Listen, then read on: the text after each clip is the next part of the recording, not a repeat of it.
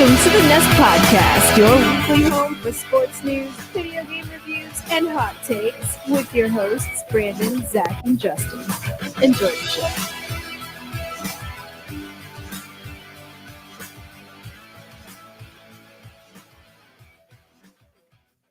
What is up, and welcome to another episode of the Nest Podcast.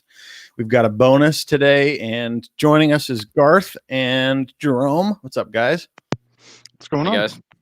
And so we're all here today to kind of discuss our thoughts on Starlink. And for those who don't know, Starlink is a program set up by Elon Musk and SpaceX to basically provide internet via satellites to the whole world eventually. And they have a whole plan of launching satellites into space with their Falcon 9 rocket.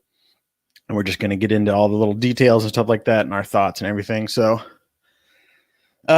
starting off, a lot of people know satellite internet to be shit. And that's basically true up until Starlink was created, founded, whatever you want to call it.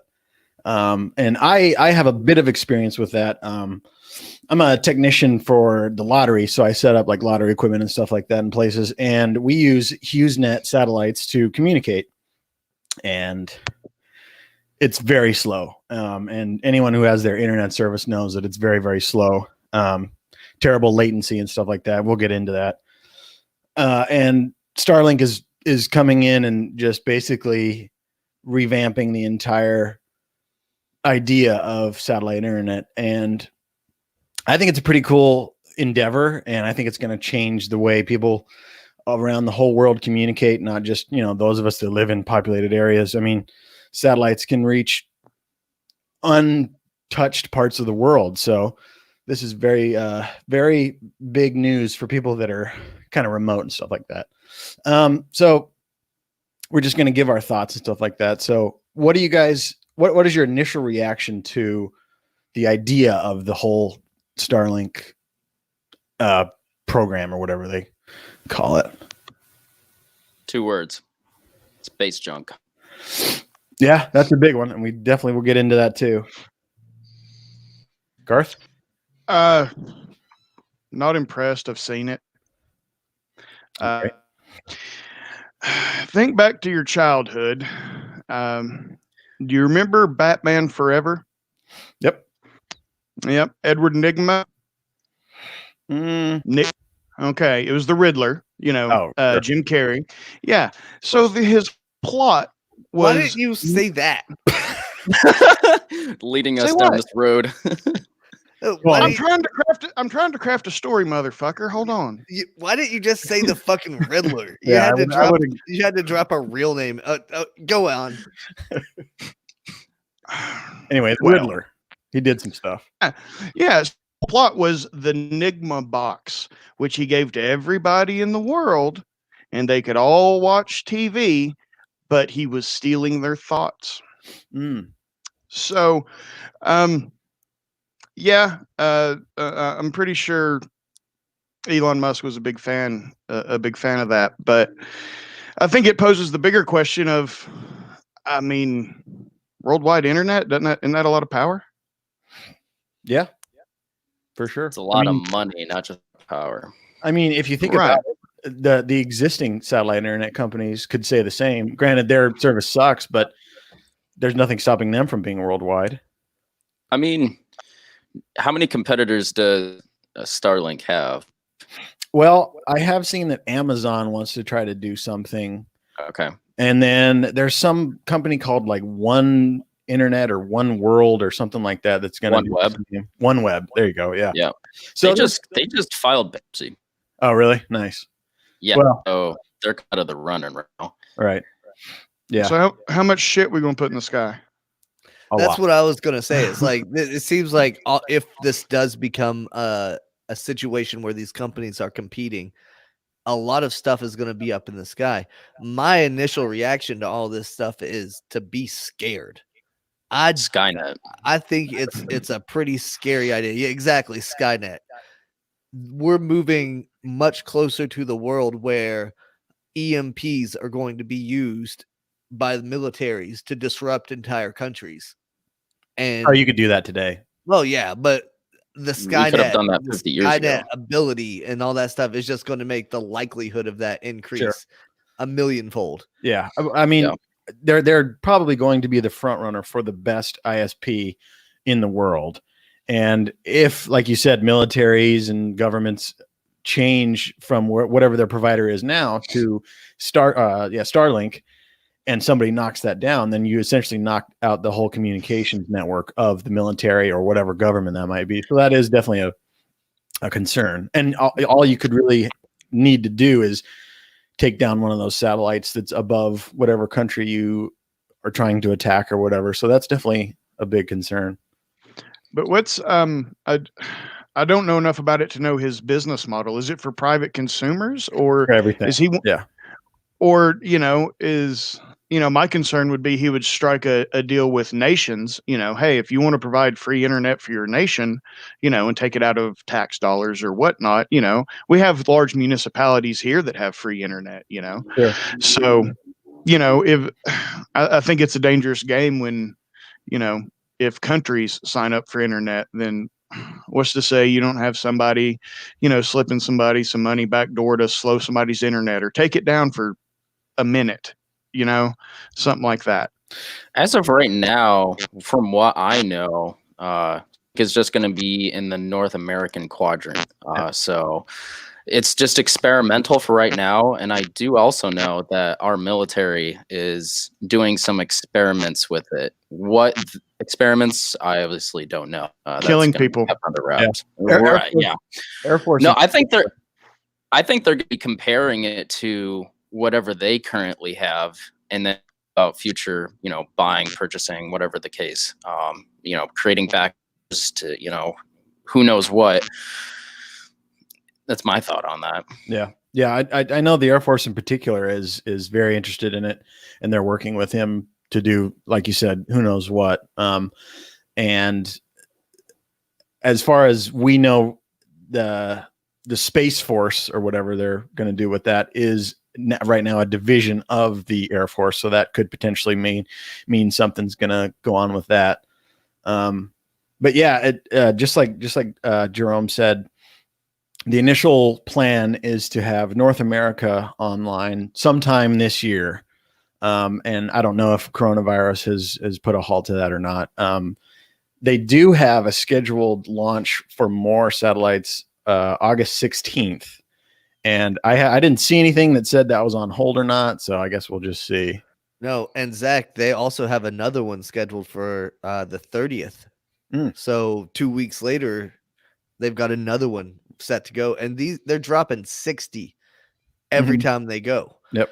And I don't know, like it to me, it's the stuff of horror movies are made of, because you can see the train going across the sky and it's all these little satellites just moving.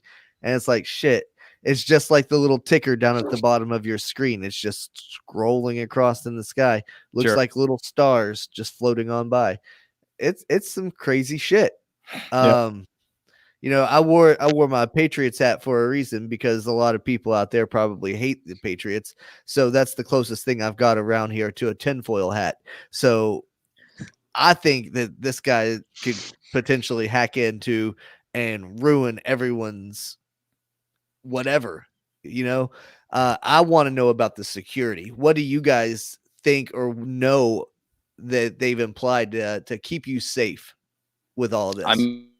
If you look at Facebook, for example, they've already created the perfect environment for curating people as a source of income.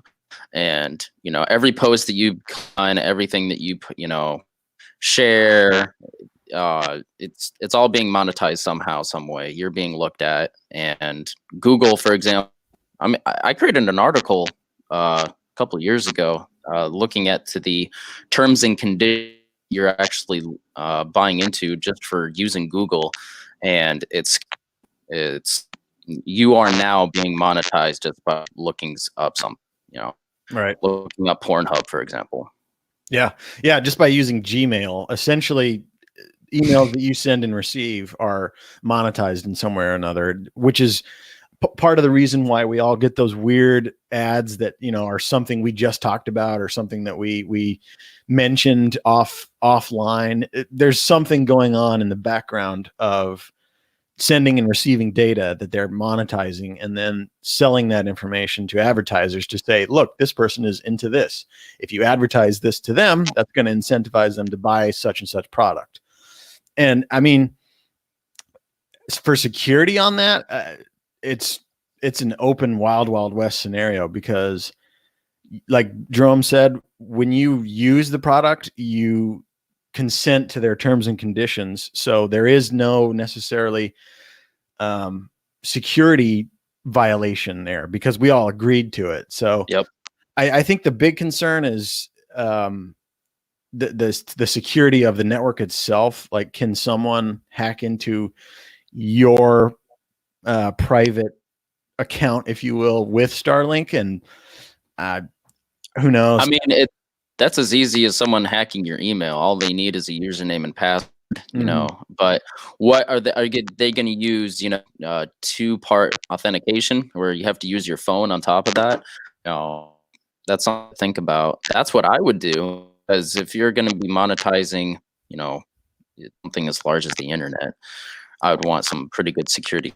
Yeah, and I mean, we haven't heard anything from Elon Musk about that yet. Right. They're not a dumb company. They're pretty smart, obviously, technologically. So I would assume that some pretty good security measures are put in place, but that's an assumption. And this is still just a thing that's in the making. So we have no idea, honestly, what's going on until it releases. Yeah, to me, it all just seems insanely scary. While you guys were talking, I had the videos going of the trains that we were talking about, and just seeing that floating by on a fucking Tuesday night would be terrifying. It's like, holy shit, it is that close. And what is it picking up off of my cell phone? What is it picking up from my laptop? Now, if they want to pick up our live stream and broadcast it to every household, I'd be okay with that. Well, as far as I know, you're going to have the specific receiver for Starlink that they're still making. Seen any pictures, any specs on that yet? But it's supposed to be the size of a pizza box, and all you have to do is plug it in, point it towards the sky, and it works. You know, they want to make it as easy as possible. Yep. With ease, you know, what else is being compromised for that? So it's their version of the little DirecTV satellite dishes that you see on people's roofs and stuff like that. I don't know if it'll necessarily have to be like mounted to your house or whatever it might be, but you will have to have some sort of receiver. It's not just you know, providing Wi-Fi just out in the open. You will have to connect to something somehow. So I mean, that doesn't necessarily mean that you're just in the clear and it can't somehow pick up something. But from what they're telling us, you need a device, a specific device to send and receive. So I don't know if that helps you or not. With that, my first idea is, why not come with proprietary encryption methods? You know, kind of like a VPN that would be, you know, for your specific receiver. You know, kind of like a private key, public key type thing. Yeah, sure. And a lot of people's modems have that kind of thing now, where they have an encryption or a firewall or something that is at least a prevention. It's not necessarily a 100%, you know, foolproof thing to prevent somebody from hacking into your account or your internet service, but it's something, and I would assume they'll have something like that too. Yeah. So it sounds like everyone is really freaked out, and I might be the only one that's insanely excited for it. I'm excited. I can see where your excitement comes from. I can see where the allure is in something like this. That's like, you don't run into dead spots.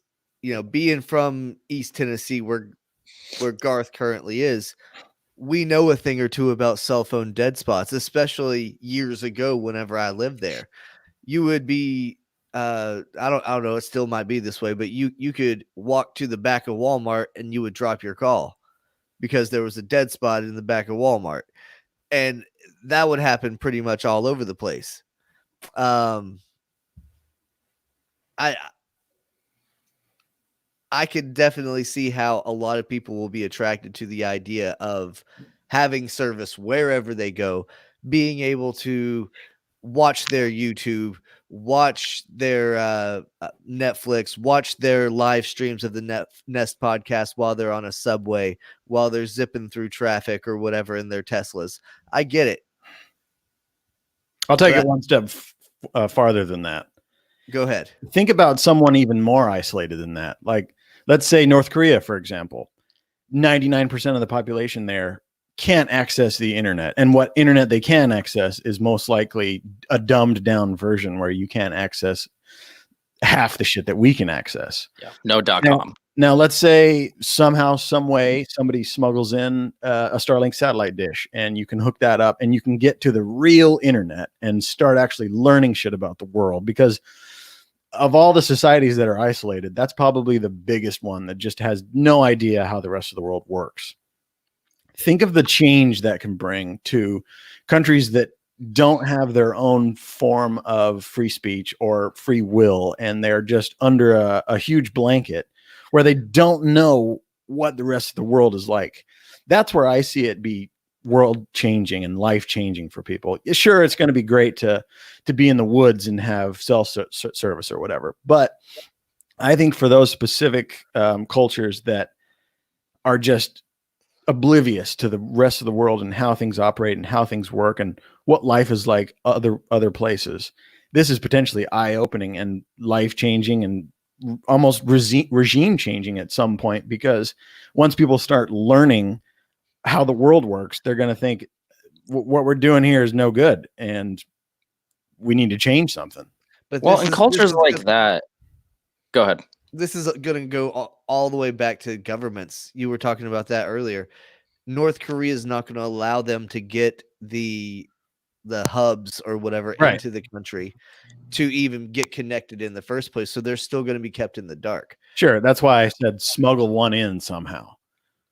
There's already a black market for information getting into and out of North Korea, for example. Yeah, it's just one culture to look at. Yeah, there's a market for smuggling people out of there too. There's a but the people there are so indoctrinated that if you're surrounded by it, you're gonna live it and breathe it. It's gonna be hard not to believe what's around you. So just because one guy says, "Hey, look, A equals B," everybody think it's C, doesn't mean they're actually gonna believe it. Yeah, there's a movie in all this somewhere. Yeah, for sure. Maybe Jim from The Office can take on the role. I was going to say Batman Forever, but hey, Terminator edition. I feel like Garth has Batman Forever playing behind his camera. No, we've been watching a lot of Batman movies. Is that that's the coronavirus movie of choice? Well, yeah, we're done with them now. So. Wow. If anyone's interested in some technical specs, the way that Starlink is providing faster internet is through a few ways, obviously, but I think the main one is that their satellites are a lot closer to Earth than what is currently being used by like HughesNet and other companies. So like 550 kilometers. Yeah, so HughesNet and stuff like that, their satellites orbit at around 22,000 miles above Earth's surface, and the Starlink satellites will be at 340 miles, so way closer to Earth, which means a lot less latency, and latency has everything to do with your receiving of information and your output of information. If you receive something that's got a high latency, of course we all know it'll be distorted and it'll be off and stuff like that. So if you can get the latency down, your internet overall will be much better. So that's a huge thing that I don't think any other satellite, especially an internet providing satellite, is doing.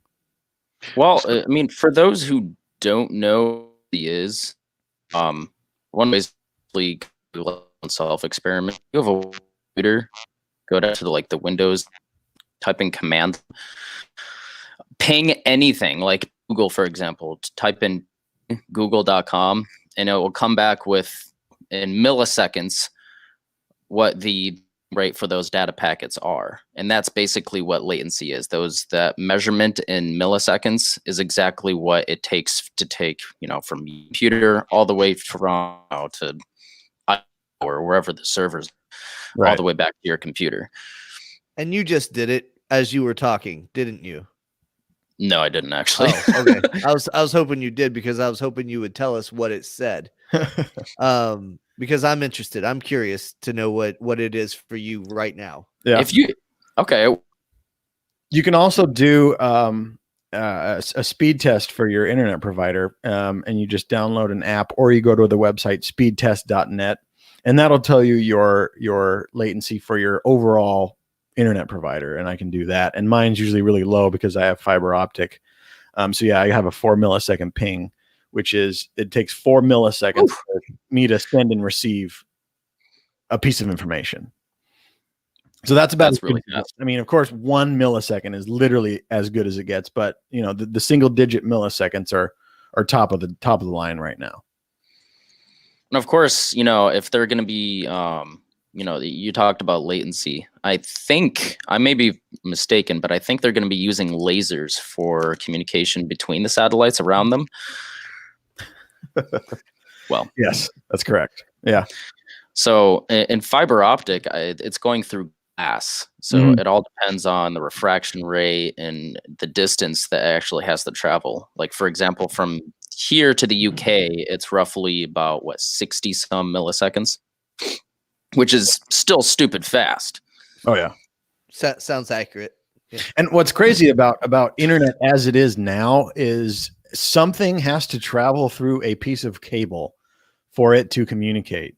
There is no wireless to anywhere. There are cables under the ocean that go to Europe. So the internet travels through a cable, which is very mind-blowing that it can be that fast. And so you would think that the satellite would be the better option, but until now it just hasn't, for whatever reason. And I don't know if a company just hasn't been smart enough to do something like this, or just the resources aren't there.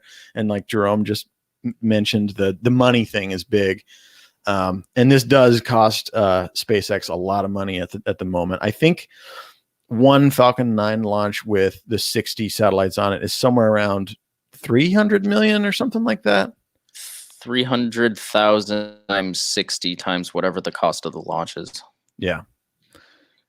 And so for them, it's a lot cheaper than any other company, because the Falcon 9 is reusable, and that cuts down on price, because as far as I know, every other company that launches into space, all of their rockets are just a one-time use.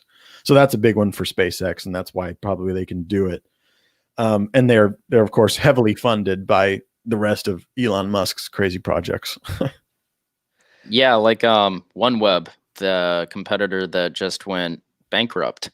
For example, it took them 3 years to get 40 satellites up. That's just a rough comparison on what, and that's the biggest competitor to Starlink as of right now.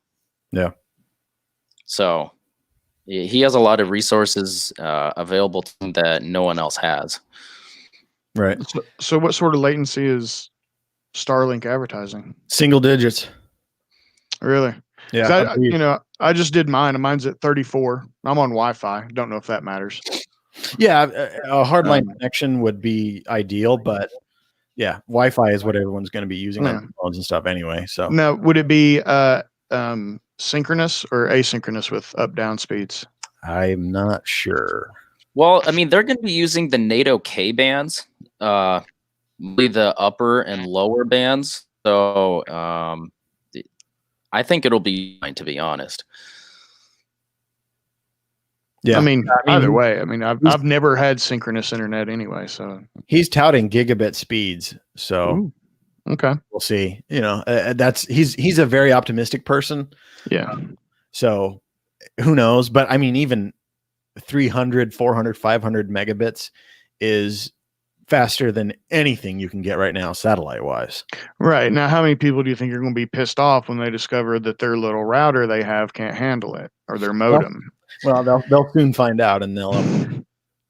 I think that components working together seamlessly, though. That's your receiver getting it perfectly. That's the specific satellite that's right above you working perfectly. Now, I also know that if your satellite view for some reason is node to node communication with the receivers is possible. So the receivers that everyone's getting on the land also used in communication as well. So that's something that's going to have to be looked at. Right. Yeah. And one thing I know for sure firsthand is that satellite communication is affected greatly by weather. Snowing is the big one. Snowing affects the transmit from the dish on the ground to the satellite in space. So I don't think I found anything about him talking about that. Obviously they really don't know how it's going to work until they actually get it going. But I'll be interested to see how their stuff is affected by weather and stuff like that, because that's something that cable just completely doesn't give a shit about. It could be hailing, snowing, thunder, doesn't matter. For the most part, your cable internet will be fine. And I don't know if they have some sort of technology that can make it overpower the weather issues or not, but that's something to look out for too. Is satellite has a lot of shit between you and the satellite in the sky that can affect your coverage.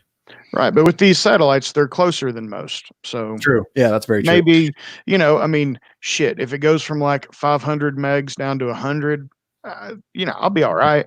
Right. I mean, I'm at like 150, right now. So I'd be fine. Yeah. And you bring up a good point about the speeds. And as more things use internet and more devices are streaming whatever they are. I mean, we've got refrigerators, ovens now that connect to the internet. Yeah, the whole Internet of Things. Right. You're going to need more and more. And sooner or later, 500 megabits of internet won't be very much. I remember when that's fair. 20 megabits was great. Like, wow, you've got really good internet. Oh, I remember when I had a zip drive, 100 megabytes. I thought I was hot shit in 1999. Right. Because you were. Yeah. Well, I mean, it was a military issued, so it was. I mean, I paid for it one way or fucking another. Right. Exactly. We all did. I think they're zettabytes, which is what 1,000 to the 7th every single day worldwide. And that's a stupid amount of information. Yeah, that's nuts. Yeah. Well, to me, the number that's really important is what's it going to cost as a consumer, as somebody that would be potentially using this product, because just like the Joe Rogan joke, if the Taliban provided the best internet coverage, guess what, motherfuckers? You would be using it. Mm-hmm. So if this is the best and it's competitive with all the other prices, guess what? I'll probably make the switch.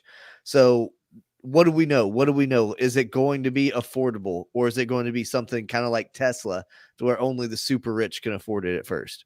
From everything that I've seen, the projected prices are going to be $1,000 a year, which equals out to, I'm terrible at math, but whatever that is a month.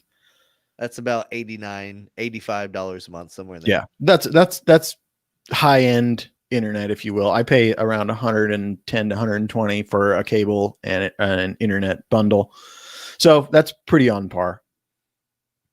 Okay, so if it's really that good and it's in the market of the best internet out there, why not give it a shot? Right. Well, one thing I would say, like around here locally, a lot of towns are finally getting into fiber. And so here locally, of course, it's not at my house yet, but, they're offering like gig speeds for around 100, 120 bucks. Mm-hmm. If the price is the same, I'm going fiber. Just because what we talked about, the weather issues or, things like that. There would have to be incentives, or it'd have to be, we're talking like less than 100, really I think to be competitive. You know, and the free equipment helps. I don't think it's going to be free. I definitely know there's going to be an upfront cost. I think it's something like $80-$90 for like year, 2 years. And then after that, it's going to aggregate into like, you know, $30-$40. They can't really know that until they just have a lot more information, how much there's just be a lot more information involved with that. Yeah. Yeah. I think that's the biggest competitor to Starlink is other companies putting out fiber optic. And the faster they do that, the faster they can gain a customer that is a would-be Starlink customer. But if they can get faster internet, just like Garth was saying, before Starlink comes out, they're not going to go through the whole rigmarole of signing up for that because they already have good internet. No, because they'll bundle it with my utilities. Right. I think the huge market for Starlink is people that there's no possible way that any company is going to pay to run fiber optic to wherever they live. You know, a lot of people in the rural parts of the country, there's no way AT&T or whoever else is going to pay the thousands and thousands of dollars that it costs to run the cable out there, because they're only going to get a few hundred, maybe a few thousand customers out of it, where they run fiber optic in heavily populated cities because they're going to get tens and thousands, if not hundreds of thousands of customers. So it'll equal out for them. Yeah. So that's a huge market for Starlink. Yeah. In like a good example is, you know, every year I go down to Florida and always stop by and see Brandon, but we go to Sanibel Island, and internet there just on the island is shit. Like, you can barely stream Netflix. Mm-hmm. And you know, so a couple years ago I asked, and they said nobody was willing to invest in the infrastructure to get faster internet there. So that's just kind of what they were stuck with. Yep. So, you know, for areas like that, or, you know, out on Buck Mountain, you know, making some moonshine, you know, they don't have much infrastructure out there, but if they can just get a little satellite receiver, yeah. Mm-hmm. Absolutely. You know? Same thing in Mexico. I was vacationing in Mexico a few years ago, and they had absolute crap service. And like you said, there's no incentive to provide the infrastructure, because there's no Mexican born company like there is an American company like Comcast and all those other giants. And those giants already have their money, and they're not going to move south to try to fight with the cartels and all that crap. So they've just been left in the dust. But this kind of thing brings in a whole nother market that has zero infrastructure. This episode needs to be called First World Fucking Problems, because that's all you're describing right now.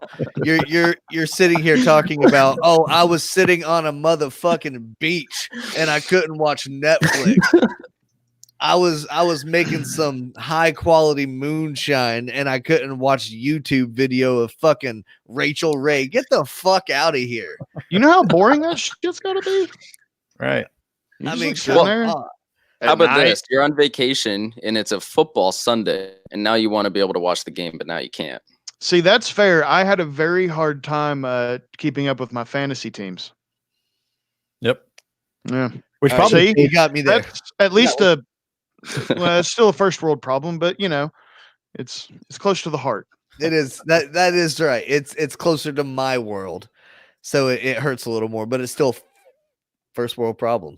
You would survive without it, right? But we have discussed how to save, or not save. I'm sorry, help third world countries by. I mean, shit, you could just airlift Starlink receivers and drop them over North Korea. I mean, you might get shot down. I don't know. You could trebuchet them, you know, over whatever that parallel is. And that's all well and good, but then who's going to pay their $90 a month bill?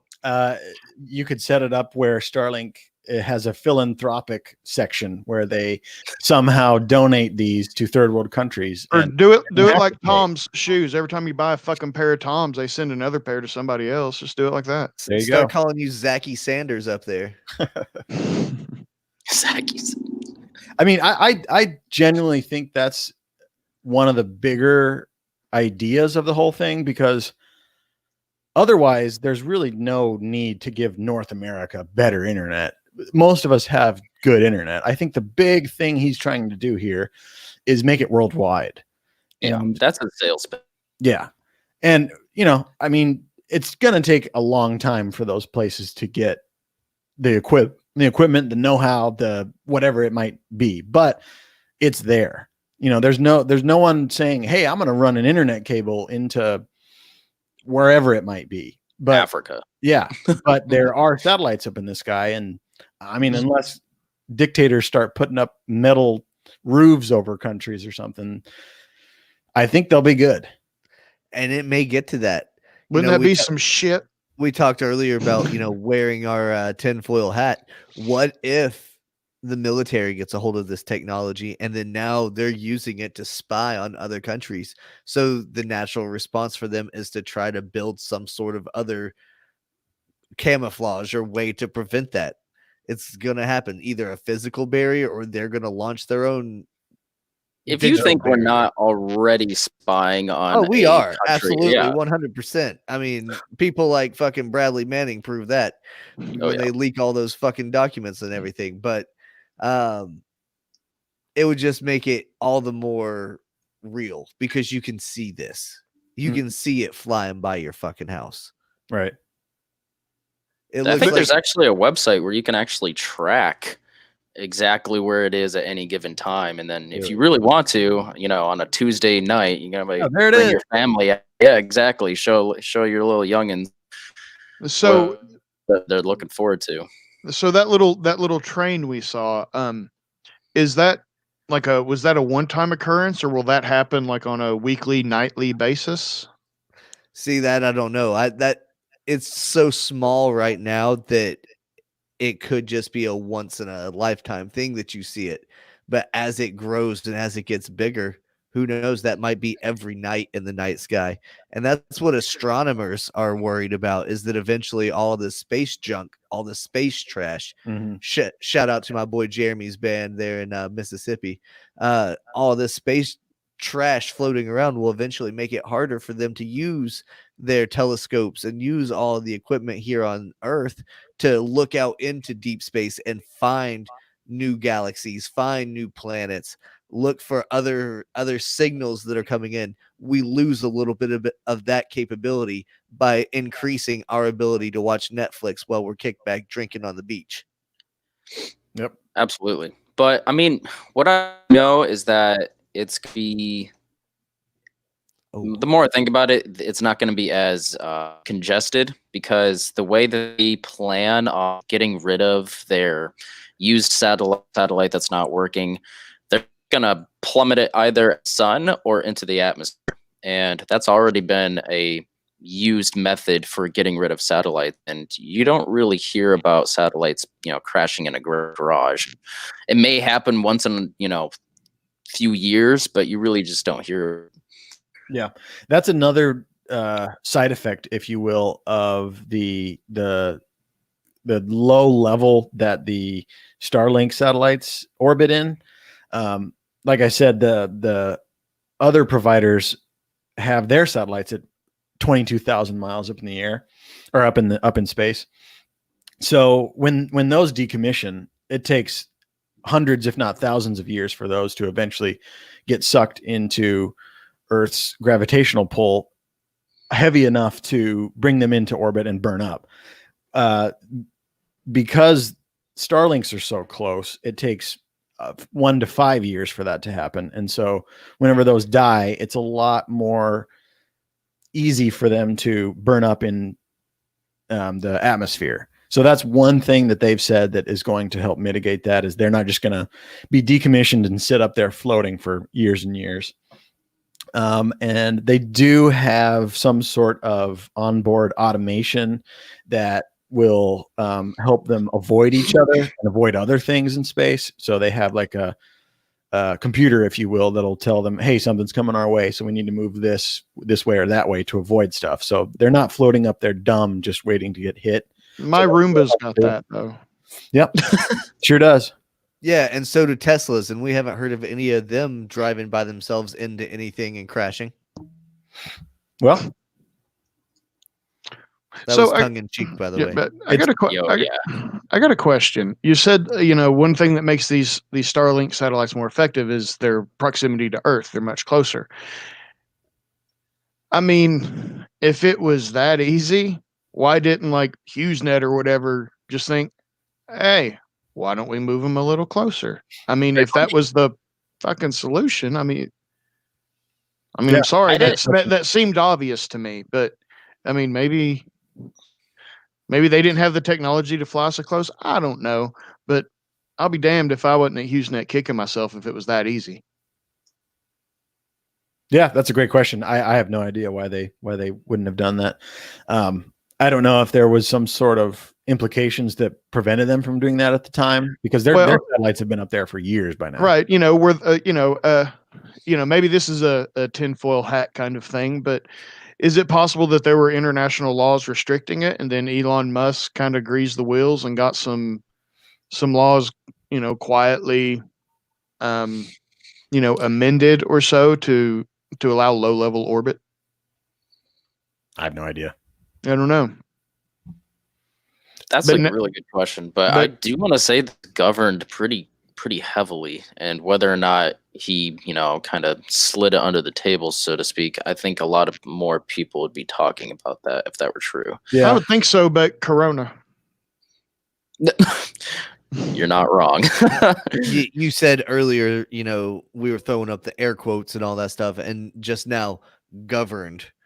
During what's going on now, a lot of governing is being slid under the rug. That's true. And Yeah. I wouldn't be surprised if some of this legislation goes to benefit guys like Elon Musk, who are always trying to get crazy shit passed through. It seems like they let him do a lot of weird stuff. Like, he's in the back pocket of Trump. They let him do his Hyperloop thing, which, I mean, good luck trying to get the city of Los Angeles to just let you start drilling tunnels. But he St. has. Louis is actually looking into that technology.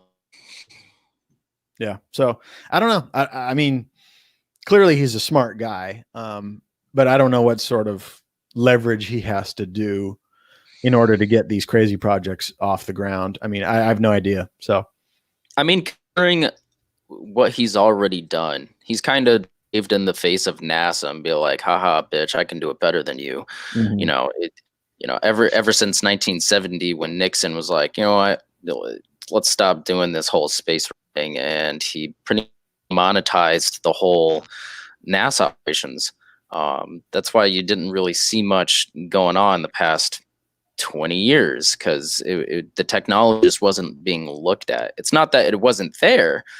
It was there. It just takes, time and effort to, curate that type of thing. And they lost all of their incentive once we landed on the moon, and that was all over. We did it before Russia. There was no incentive for the government to keep giving them millions and millions of dollars every year to push the envelope. But now that a private company can do it better than they can, the sky's the limit. And I guess this is kind of a byproduct of that. Had he not started SpaceX and done that whole endeavor, he probably never would have even thought this was possible. And this is just something that he can do alongside SpaceX. So, if you look at the mission statement of SpaceX, it's just to make humans interplanetary. So being as Starlink as a kind of sub company of SpaceX, I think it's safe to say that he has bigger plans set, i.e. communication between here and Mars. Yeah. I have no doubt that he monetized that as well. I mean, it's ironic that it's helping him fund his way to Mars. So I guess we'll just have to see. Because that's the end game for Elon Musk projects, right? Is he wants to die on Mars. He wants to be pretty much sent to Mars to live out the rest of his days. I don't blame him. I mean, it's a little bit egocentric in my opinion, but whatever. He sent a car into space. That's as egocentric as it gets. I mean, somebody's got to be the first there. It ain't going to be him. I'll tell you that. He's going to be, he'll go, but he's going to go after it's all well and set up. Yeah. That's probably that's true. Yeah.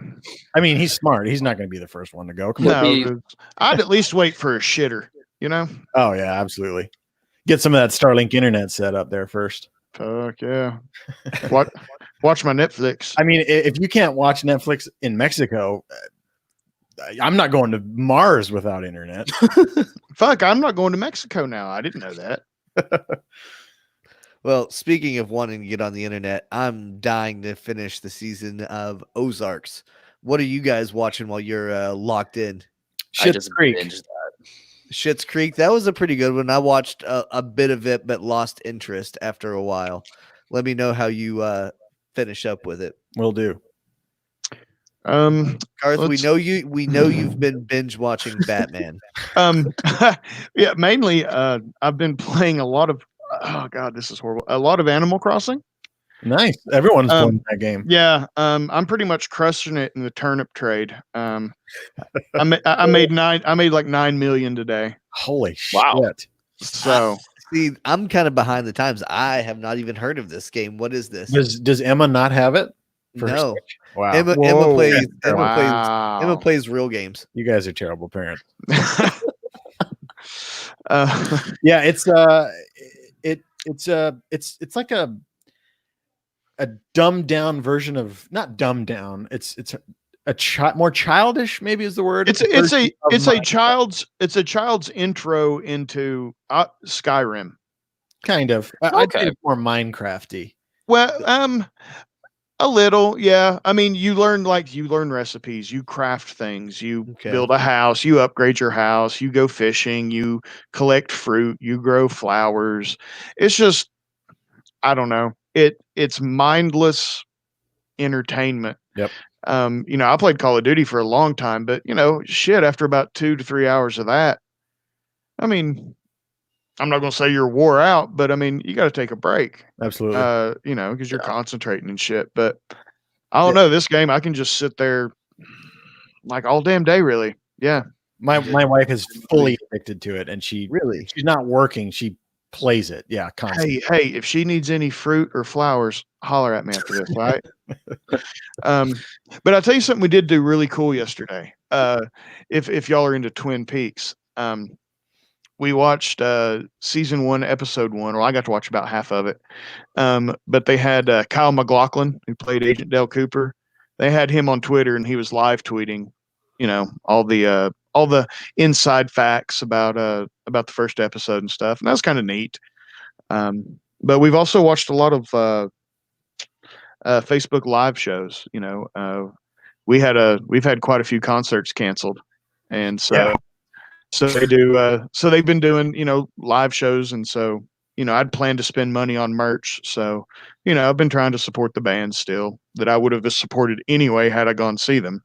Right. Well, and we know you support the Nest podcast, and that's exactly what we're doing, and why we decided to push this episode up now is because so many people are at home and so many people are sitting on the beaches in Florida without watching this shit, without the ability to connect.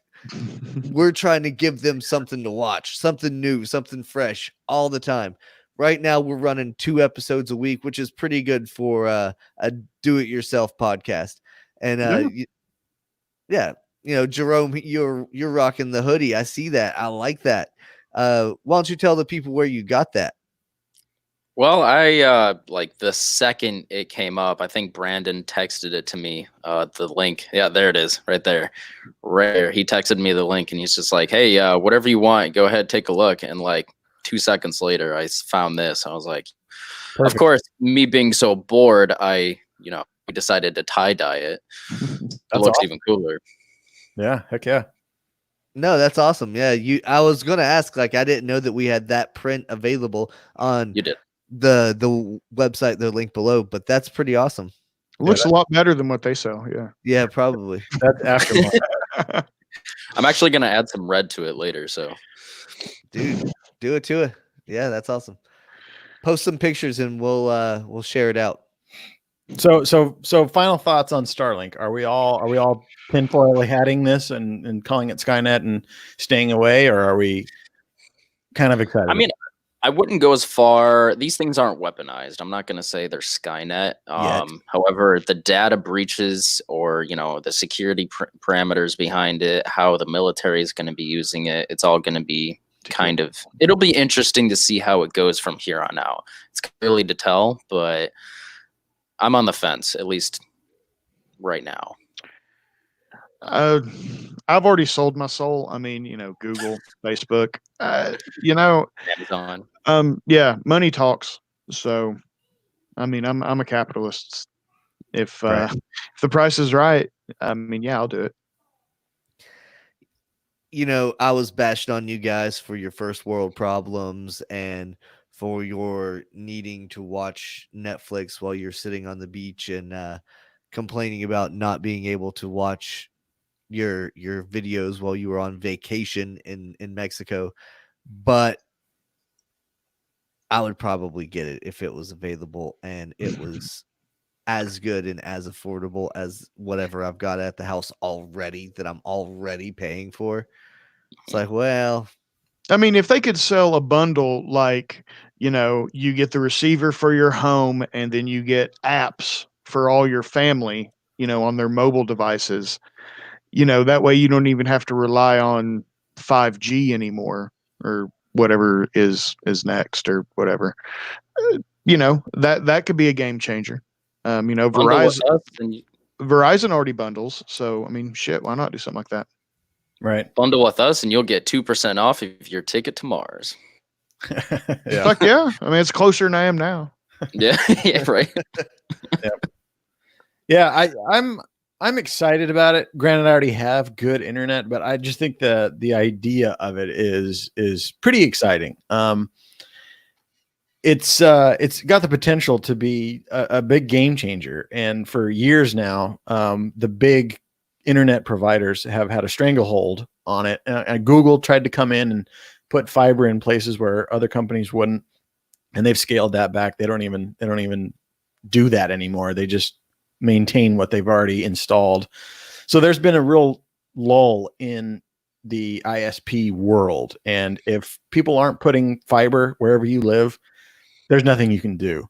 And this really changes the game for those folks that don't have access to high-speed internet or internet at all. And I think that's where the big selling ticket is. Sure, it's going to give all of us great internet. We might already have it, we might not, but those people that literally don't have any options, they now have something. And it might not be as easy as getting a receiver and turning it on, but the infrastructure is there. There's no need to run a cable. There's a thing in the sky that they can eventually hook up to. So I think it's a pretty cool idea. I mean, I've seen some of the most redneck motherfuckers in the world set up antennas on top of their houses and rig up these just masterpieces of metalwork just to get 3 stations. So, I think think they'll figure out a receiver, to watch their football. People already have configured their own internet of sorts. I know New York, there's a huge self-made infrastructure of people who made their own internet, so to speak, without ISP. Now, of course, it's taken 10 plus years to actually make that, but people are getting rid of it. I wonder if people who created those would be interested in something like this, or if, other people will follow in their footsteps. Even more so, they're afraid of, Skynet or whatever kind of situation they're thinking of in terms of this. Right. Well, if that's it, we've covered about as much as we can cover for a couple of guys who don't know shit about nothing. This was fun. I really enjoyed it. I love doing episodes like this. It's a nice break from the weekly sports episodes, especially now that ain't shit going on. There's cool stuff going on in other parts of the world and other endeavors, and it's fun to come on and chat with that stuff. So if you like this kind of thing, we have a few more kind of nerd-centric episodes planned. And of course, we're going to do our weekly episodes every week. So thanks for joining us, guys. You guys are welcome back anytime, and I'm sure we'll have you back sooner rather than later. For everyone else, you can catch us here Monday night for our regular sports show. And other than that, peace. Thanks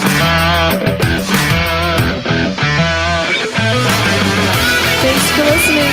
New episodes are recorded every week.